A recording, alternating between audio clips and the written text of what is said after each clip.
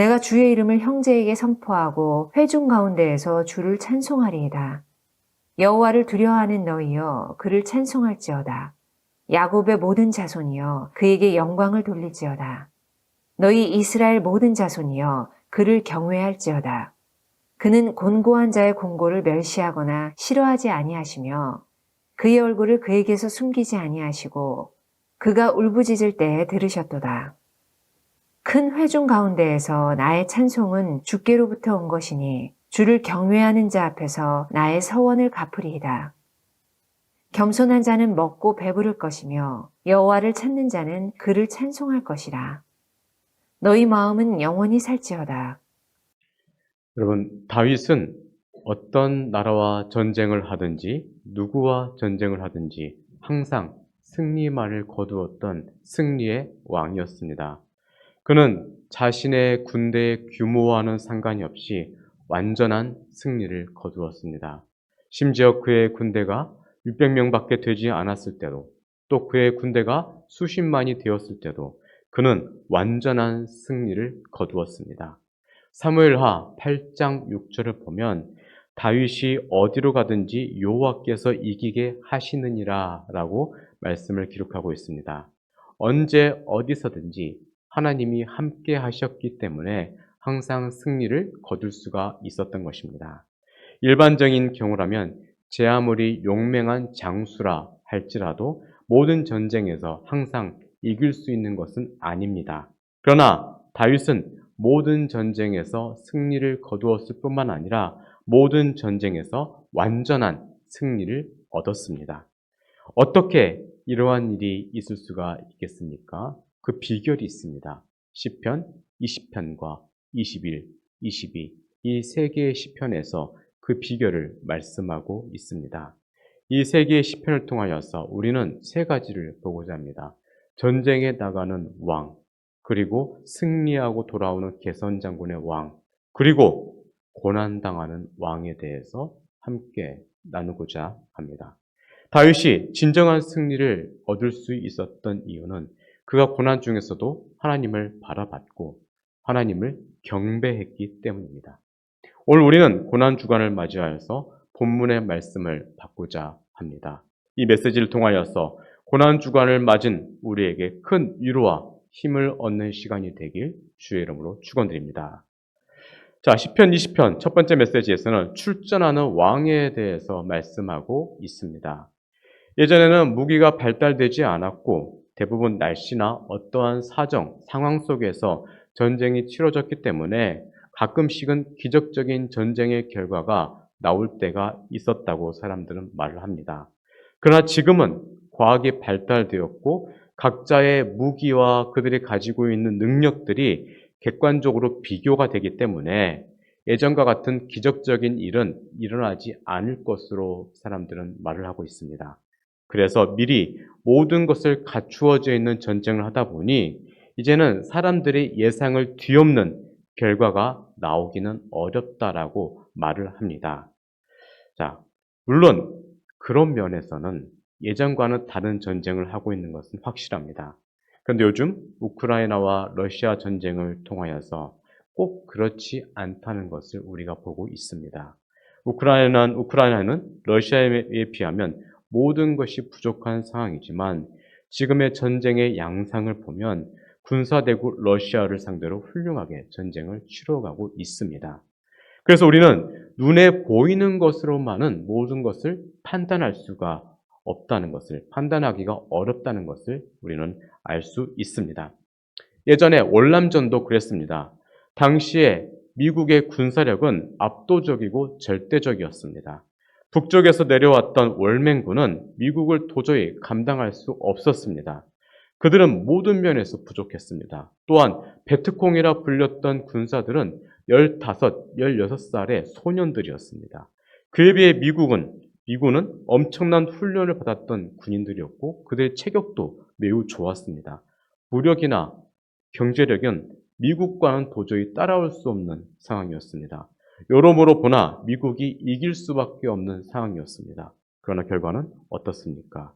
아무리 미국이 애를 쓰고 또 돈을 투입하고 매우 많은 희생을 내었다 할지라도 결국엔 실패했습니다. 미국이 물러가고 월남 사람들이 단독으로 월맹군들과 전쟁을 하다가 결국에는 항복하게 되었습니다. 월맹군들은 월남군을 포로로 잡았고 엄청난 물자를 빼앗아 갔습니다. 결국 월맹군들은 빈약한 물자로 미군을 이겨냈던 것입니다.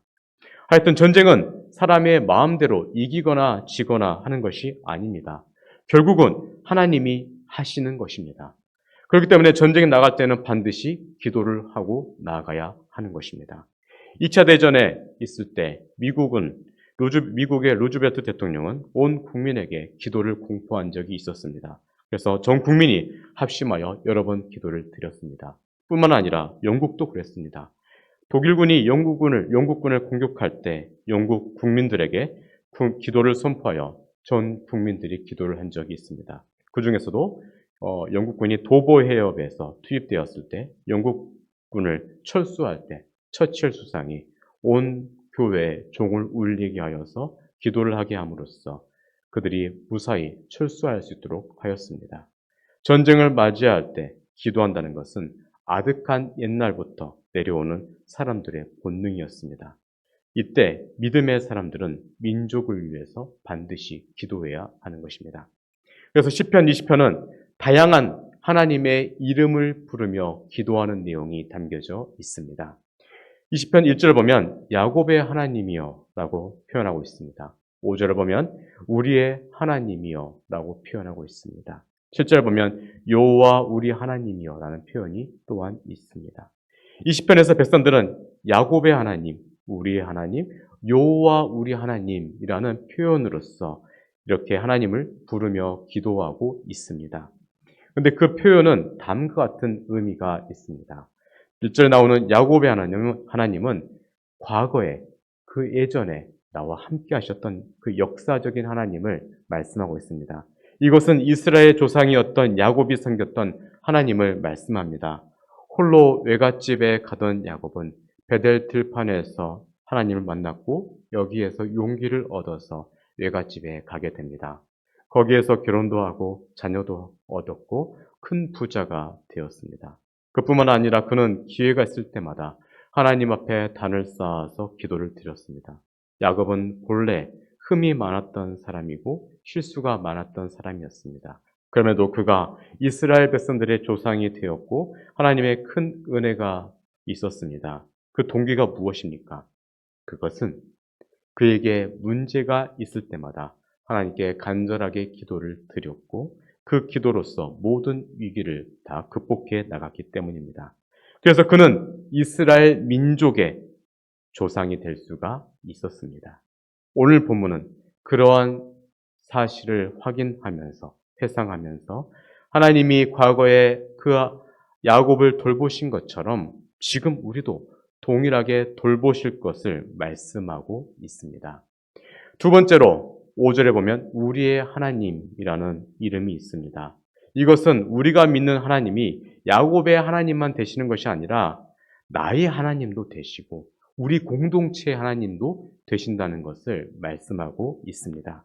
이 말은 과거의 역사를 인정하는 동시에 지금 현재 나와도 함께 역사하시며 나와 함께 가실 것이고 또 내 길을 인도하시는 하나님이시라는 것을 말씀하고 있습니다. 현재 지금 나와 함께 하시는 살아계신 하나님을 부르고 있는 것입니다. 한 일화가 있습니다. 파스칼이라는 수학자 천재가 있습니다. 그가 하나님 앞에 회심하여서 그의 옷깃에 글을 하나 써 넣었습니다. 그 글이 무엇인가 하면 아브라함의 하나님, 이삭의 하나님, 야곱의 하나님, 그리고 나의 하나님이라는 이 문구를 옷깃에 적어 넣었답니다. 그래서 아침에 옷을 입을 때, 저녁에 옷을 벗을 때 그 글귀를 보면서 과거의 하나님을 내가 분명히 믿고 또 동시에 하나님을 또한 믿었다라고 합니다. 그리하여 아브라함의 하나님, 야곱의 하나님, 다윗의 하나님을 믿는 동시에 그분이 나의 하나님이 되신다는 것을 그가 믿었다는 것입니다. 우리도 그러한 모습으로 살아가야 할 것입니다. 자, 세 번째로 7절에 보면 여호와 우리 하나님이라는 표현이 있습니다. 그 이름 속에 하나님과 우리 개인적인 강조하는 표현이 담겨져 있습니다. 자, 그래서 이스라엘 백성들은 민족의 위기 때마다 또 개인의 그런 일상의 위기 때마다 하나님께 호소하고 부르짖었습니다. 여호와 우리 하나님이여 하면서 민족의 하나님, 우리 공동체 하나님, 나의 하나님, 나를 좀 긍휼히 여겨 주십시오라는 마음으로 그렇게 기도를 한 것입니다. 그래서 오늘 본문에서 말하는 여호와 우리 하나님이란 말은 민족의 하나님인 동시에 우리 하나님이시여 나의 하나님이심을 고백하고 있습니다. 여러분, 시편 20편에 나오는 왕은 전쟁을 하러 나가는 왕입니다. 그래서 그 왕을 위한 기도가 기록이 되어 있습니다. 이 부분은 우리가 어떠한 자세로 기도를 해야 될지를 가르쳐 주고 있습니다. 여러분, 어떠한 상황에 있다 할지라도 우리는 분명히 하나님을 믿으며 기도해야 할 것입니다. 먼저 우리는 지금까지 함께 하신 에베네셀 하나님을 의지하면서 성경에 나오는 것처럼 모든 전쟁에서 이기게 하신 그 하나님이 지금 나와 함께 하시고 나와 동행하신다는 것을 인정하고 그것을 믿고 기도해야 하는 것입니다. 그 하나님은 지금의 우리의 영적인 전쟁 속에서도 함께하여 주십니다. 그래서 우리는 전쟁하는 왕을 생각하면서 기도하고 지금 나의 개인적인 영적인 전쟁을 위해서 기도해야 하는 것입니다. 우리 공동체의 문제를 위하여 우리가 또한 기도해야 할 것입니다. 우리는 이러한 하나님을 온전히 의지하면서 이와 동시에 온전한 헌신을 하나님께 해야 할 것입니다. 이어서 20편 3절 보면 다음 같은 말씀이 있습니다. 너의 모든 소재를 기억하시며 너의 번제를 받아주시기를 원하노라입니다. 또 5절을 보면 우리 하나님의 이름으로 우리의 깃발을 세우리니 라는 말씀이 기록되어 있습니다. 이 두 구절은 하나님께 드리는 온전한 감사와 헌신에 대해서 말씀하고 있습니다. 여러분, 로마는 기독교 초기에 매우 많은 핍박을 영적 이스라엘이었던 그리스도인들을 핍박을 했습니다. 그런데 로마의 콘스탄틴 대왕은 로마의 종교를 기독교로 바꾸었습니다. 그 왕이 십자가를 궁기로 세워서 그가 승리했다고 합니다. 마찬가지로 우리가 하나님의 이름으로 깃발을 세우는 것은 십자가로 군기를 세워서 그 군기 아래서 전쟁을 한다는 것입니다. 그가 하나님의 지시를 받고 하나님의 인도 아래서 하나님과 더불어 전쟁을 했던 것처럼 우리도 하나님과 함께 영적인 전쟁을 해 나가야 하는 것입니다. 그래서 우리는 이러한 모습을 생각하면서 기도해야 합니다. 그리고 늘 감사하는 마음으로 철저하게 기도해야 합니다. 우리가 잘 알듯이 다윗의 인생은 처음부터 끝까지 전쟁의 연속이었습니다. 그의 전쟁들 중에 중요한 몇 가지의 전쟁이 있는데 그 중에 하나가 암몬과의 전쟁이었습니다. 암몬 전쟁에서 다윗은 대승을 거두어서 요단 동편까지 그 전쟁을 확산시켜 갔습니다. 그리고 그때 다윗은 큰 왕국을 이루었습니다. 이러한 전쟁을 치르기 위해서 다윗이 전쟁터로 나갑니다. 그때 백성들은 함께 모여서 다윗의 전쟁을 위하여 기도하였습니다. 그들의 기도가 결국에는 놀라운 기적을 일으켰습니다. 우리도 이러한 마음으로 교회와 공동체를 위해서 기도해야 할 것입니다. 여호수아서 5장 13절을 보면 여호수아가 가나안 땅을 정복하기 위해서 요단강을 건너 여리고 앞 길갈에서 진을 치는 내용이 나와 있습니다.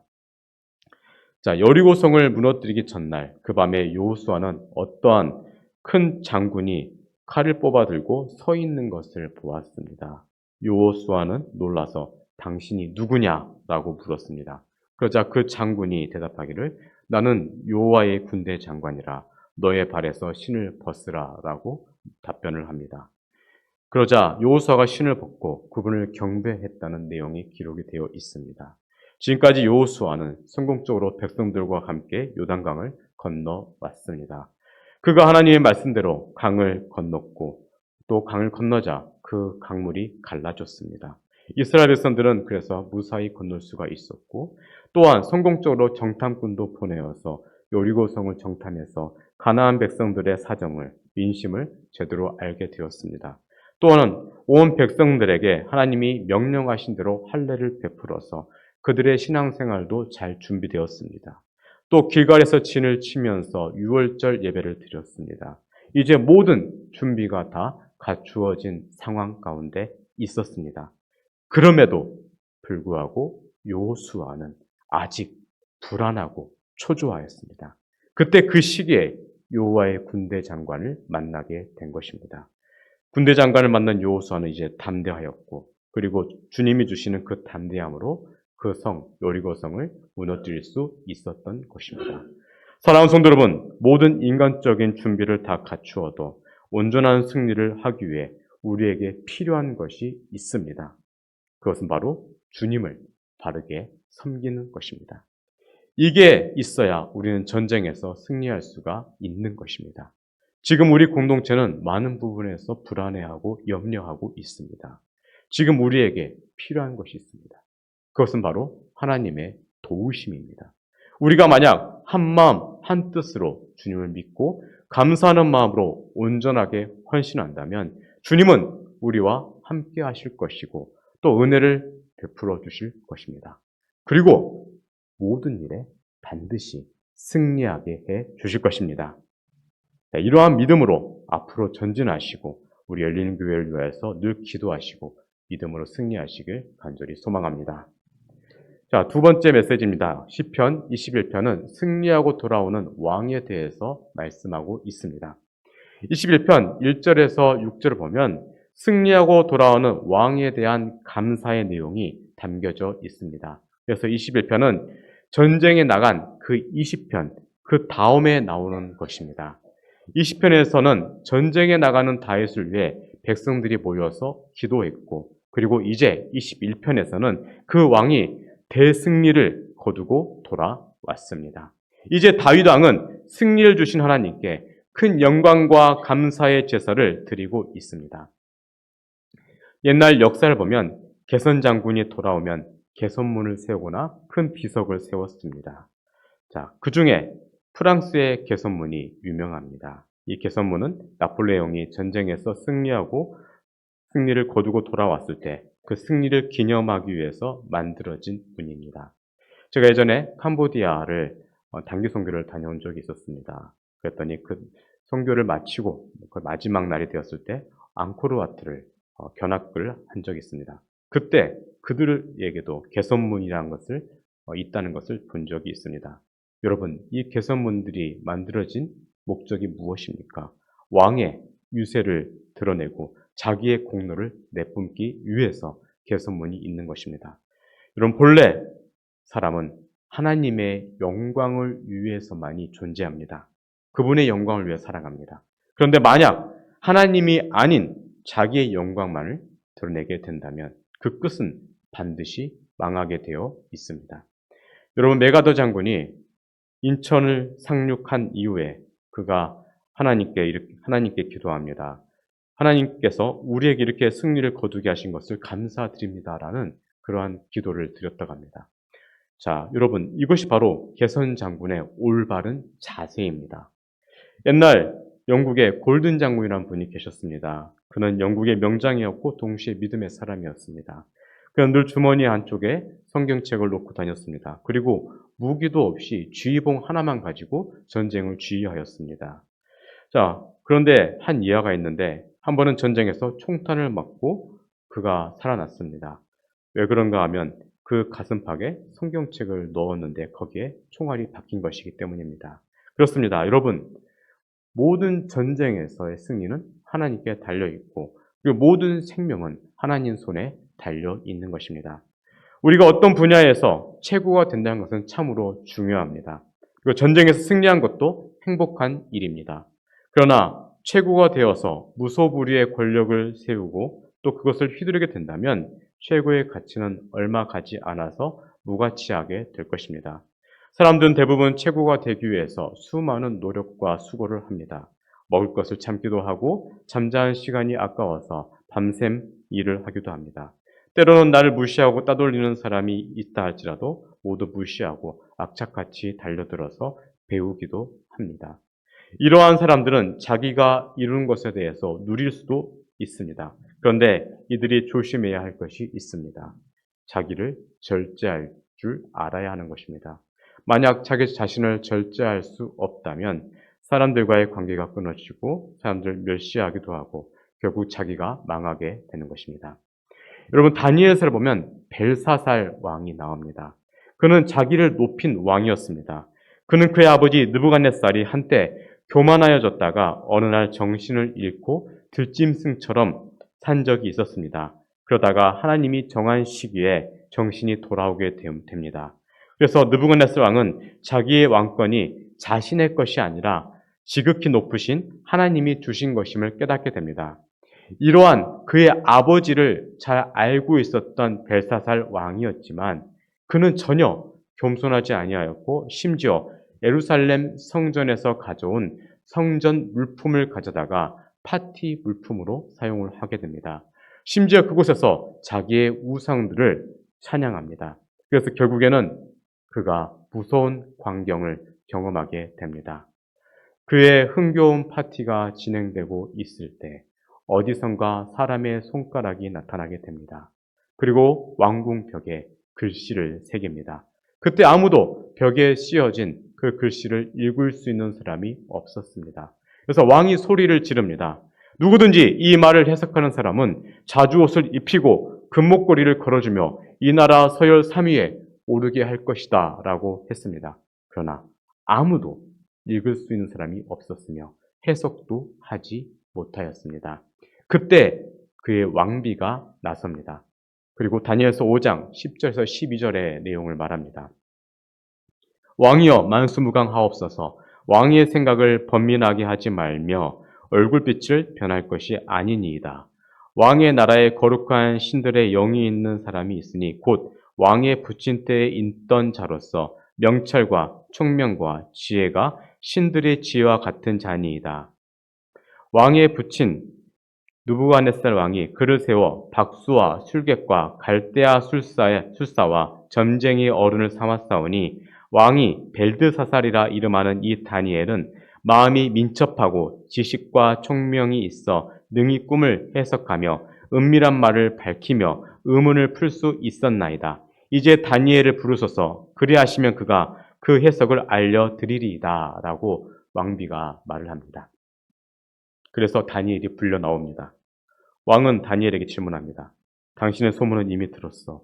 왕궁 벽에 이상한 글자가 새겨졌는데 이 글자를 아무도 해석하는 자가 없고 만약 당신이 이 글자를 읽고 내게 해석해 준다면 나는 당신에게 자주옷을 입히고 금목걸이를 하게 하며 이 나라의 셋째 치리자로 삼겠소라고 합니다. 이때 다니엘이 말합니다. 저의 지위를 높여주시지 않아도 됩니다. 그래도 저는 이 글자를 읽고 해석해 드리겠습니다. 라고 하면서 읽고 해석해 줍니다. 그 내용이 다음과 같습니다. 이 글자는 메네메네 데겔 우바르신이라 읽습니다. 메네는 세어보니 끝났다이며 데겔은 달아보니 부족하다라는 뜻입니다. 그리고 나머지는 나라가 둘로 갈려 남에게 넘어갈 것이다 라고 말씀합니다. 라고 해석해 줍니다. 왕은 불길한 예언을 받았지만 아무 일 없었다는 듯이 약속대로 다니엘에게 자주옷을 입혀주었고 금목걸이를 걸어줍니다. 그리고 약속대로 그에게 세 번째 주의를 주었습니다. 그러나 다니엘의 주의는 그날 하루뿐이었습니다. 왜냐하면 그날 벨사살이 피살당하였고 나라는 메대 다리오 왕에게 넘어갔기 때문입니다. 벨사살 그는 대왕이 아니었습니다. 그의 아버지도 대왕이 아니었습니다. 그리고 다리오도 대왕이 아니었습니다. 여러분, 그들은 대왕이 되려고 했지만 진정한 대왕은 될 수가 없는 것입니다. 심지어 다윗도 대왕은 아닙니다. 여러분, 왕관만 썼다고 왕이 되는 것은 아닙니다. 진정한 대왕은 하나님이십니다. 세상의 왕은 진정한 대왕이신 여호와 하나님만을 의지하고 그분의 지배를 받아야 하는 것입니다. 내가 이룬 업적이 아무리 대단하다 할지라도 내 위치가 중요하고 할지라도 나 자신은 결코 대왕이 될 수는 없는 것입니다. 우린 단지 그의 명령을 따르는 종이 되어야 할 뿐입니다. 사랑하는 성도 여러분, 아직도 여러분 자신이 인생의 왕이시며 여러분이 왕이며 여러분들이 인생의 주인이십니까? 여러분 인생의 주권을 하나님께 넘겨드리시길 바랍니다. 진정한 승리자는 하나님의 지배를 받는 사람입니다. 언제나 주님 앞에서 겸손하시고 믿음으로 승리하시길 주의 이름으로 축원드립니다. 세 번째 메시지입니다. 시편 22편을 보면 고난당하는 왕에 대한 기도를 말씀하고 있습니다. 시편 22편은 왕이 고난 중에서 하나님 앞에 기도하는 내용이 기록이 되어 있습니다. 그래서 1절에서 21절까지 보면 고난 중에 호소가 기록이 되어 있고 22절에서 26절까지는 하나님의 응답을 받은 이후에 응답에 대한 감사가 나와 있습니다. 그리고 27절부터 37절 마지막까지는 열방이 주님을 경배하게 된다는 사실을 기록하고 있습니다. 다윗은 암몬과의 전쟁을 포함한 그의 모든 전쟁에서 수많은 고난을 받았던 사람입니다. 그렇다면 왜 그에게 그러한 수많은 고난만이 있었겠습니까? 왜냐하면 고난은 믿음의 사람들을 겸손하게 만들어주기 때문입니다. 여러분, 진주가 어떻게 생겨나는지 아십니까? 조개 속으로 모래알이 하나 들어갑니다. 그 부드러운 조개 속 안에 거친 모래알이 들어왔으니 조개는 얼마나 아프고 쓰라리겠습니까? 그래서 고통스러운 조개가 몸의 진액을 짜내어 모래알을 싸고 견디며 고통을 참습니다. 그렇게 한 해가 지나고 또 한 해가 가면 그 안에 용롱하고 아름다운 진주가 만들어지는 것입니다. 우리에게 고난이 있다는 것은 우리의 인생 가운데 참 진주를 만들어가는 계기가 되는 것입니다. 만약 우리가 고난 없이 모든 일이 잘 되기만 한다면 자기도 모르게 내가 하나님인가 보다 하는 교만한 마음을 갖게 됩니다. 그래서 하나님이 우리에게 고난을 주시는 것입니다. 그리고 이 고난은 우리가 하나님을 철저하게 의지하게 만듭니다. 고난을 통하여서 그래, 내가 내 힘으로 할 수 없구나. 내가 의지해야 할 대상은 하나님밖에 없구나라는 것을 느끼면서 전적으로 하나님을 의지하게 합니다. 한 예화가 있습니다. 인류 역사상 가장 아름다운 음악 작품을 만들었던 어떤 한 사람이 있습니다. 그 사람의 인생은 고통의 연속이었습니다. 그가 10살이 되기도 전에 아버지와 어머니가 다 돌아갔습니다. 그를 키워준 형이 있었지만 그는 자기가 동생을 먹여 살려야 된다는 것을 분노하였고 동생을 몹시 미워했습니다. 그 이후에 어른이 되어서도 그의 생활은 늘 어렵기만 했습니다. 그가 젊어서 결혼했던 부인은 13년 결혼 생활이 되었을 때 어느 해에 죽었습니다. 이후에 또다시 결혼하게 된 그는 20명의 자녀를 갖게 되었습니다. 그 중에 10명은 어려서 죽었고 남은 자녀들 중에 한 아이는 20살 즈음에 죽었으며 또 다른 아이는 정신병자가 되었습니다.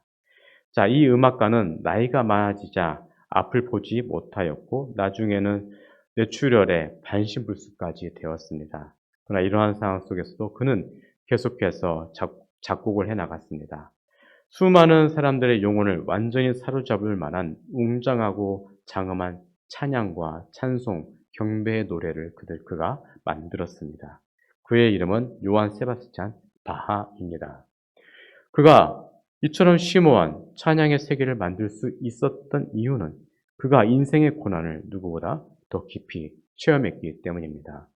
그는 자신의 고난을 철저하게 하나님을 통하여서 극복했던 사람입니다. 그래서 자신이 만들었던 칸타타나 그리고 오라토리오 마지막 부분을 보면 SDG라는 영문 이니셜이 있습니다. 솔리 데오 글로리아, 오직 하나님께 영광이라는 그런 이니셜을 새겨놨습니다. 그리고 또한 올견을 향한 합창 전주곡들은 INJ라는 이니셜을 적었습니다. 이게 뭔가 하면 라틴어인데요. In nomine Jesus. 영어로 말하자면 In the name of Jesus. 네, 바로 예수의 이름으로라는 그러한 이니셜을 적어놨던 것입니다. 여러분, 믿음의 사람들은 언제나 고난을 통하여 내가 할 수 없구나, 내 자신은 의지할 대상이 아니구나라는 것을 깨닫는 사람들입니다. 그 고난을 통하여서 오히려 하나님께 영광을 돌렸고 예수의 이름을 더욱더 의지하게 되었습니다. 오늘 우리는 본문을 통하여서 배울 수 있는 몇 가지의 것들이 있습니다. 먼저는 하나님을 찬양하는 모습입니다. 오늘 본문은 하나님이 우리를 어떻게 구원하셨는지를 생각해 보라라고 말씀합니다. 지난날 우리에게는 감당하기 어려운 일들이 분명히 있었습니다. 그런데 놀랍게도 하나님은 그 모든 일을 기도를 통하여서 해결해 주셨습니다. 우리 공동체는 그 어려움 속에서도 하나님의 섭리를 경험하였고 폭풍우를 잘 이겨냈습니다. 그렇습니다. 모든 일의 해결은 하나님에게 있습니다.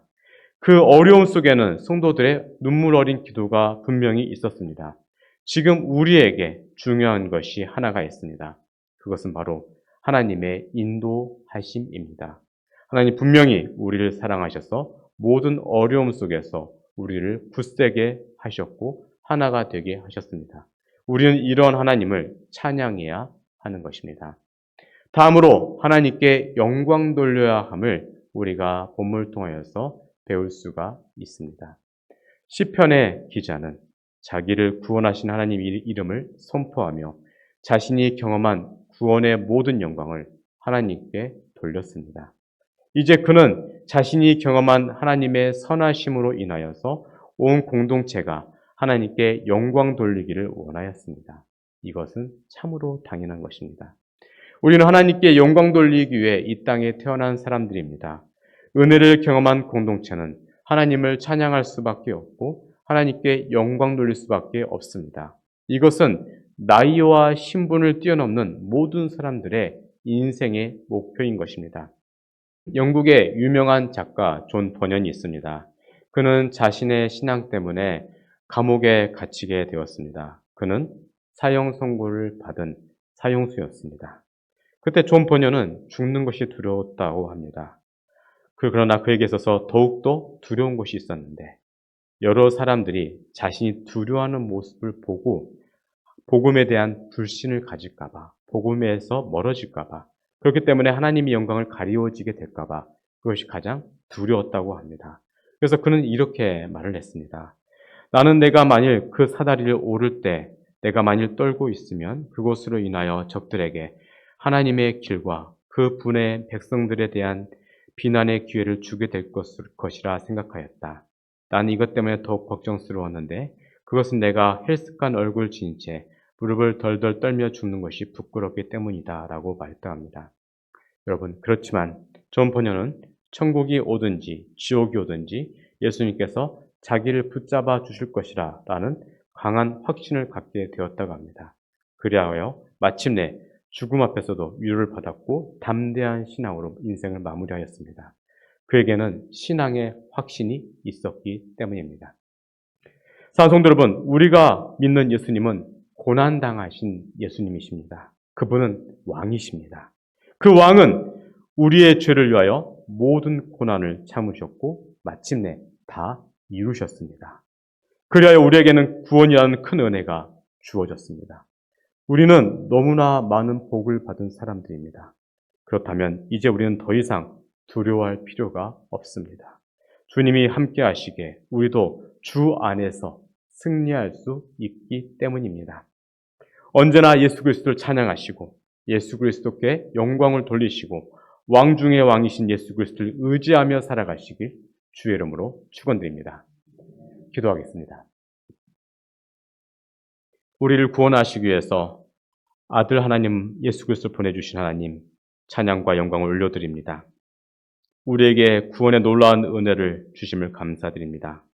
이번 한 주간의 삶 속에서 예수 그리스도의 고난에 동참하게 해주시옵시고 그분의 낮아지심과 고난당하시고 수치당하신 그 예수 그리스도의 모습을 한 주간 묵상함으로써 이 한 주간이 지나고 부활절이 되었을 때 예수 그리스도의 부활의 그 기쁨의 영광에 동참할 수 있게 하여 주시옵소서. 한 주의 삶 가운데 주님께서 힘주시고 은혜 주시옵소서. 감사드리며 예수님 이름으로 간절히 기도드리옵나이다. 아멘.